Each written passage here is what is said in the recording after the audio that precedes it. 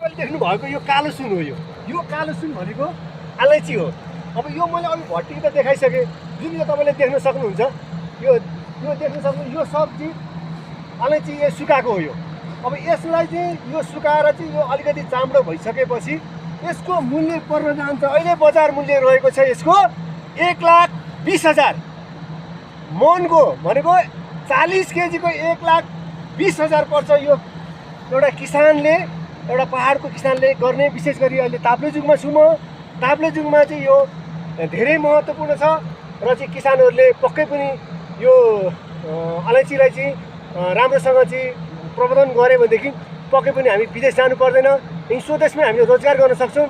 र कति युवाहरूले यहाँ ताप्लेजुङका पहाड भेगका चाहिँ युवाहरूले विदेश नगर्ने यही अलैँची गरेको मैले धेरै साथीहरूसँग कुरा भला कसरी पनि गरेको छु।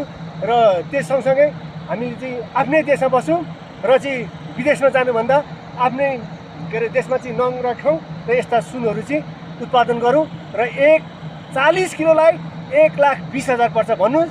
यहाँनिर एउटा किसानले चाहिँ 120 मन रहेछ। यानि कि भनेपछि लगभग 1.5 करोड जतिको चाहिँ यो साल मात्रै चाहिँ बनाएको चाहिँ हामीसँग चाहिँ यहाँका किसानहरूले चाहिँ भनेको छैन। हस्त आजलाई यतिकै, हस्त नमस्ते है त।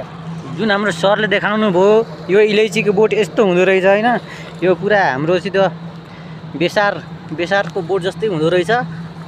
यहाँ यो टिपिसकेको छ, यहीँबाट जग्गादेखि टिपेर लगेर छोराएर त्यो राखेको छ। बोट पुरा यस्तो हुँदो रहेछ, तपाईँहरू देख्न सक्नुहुन्छ।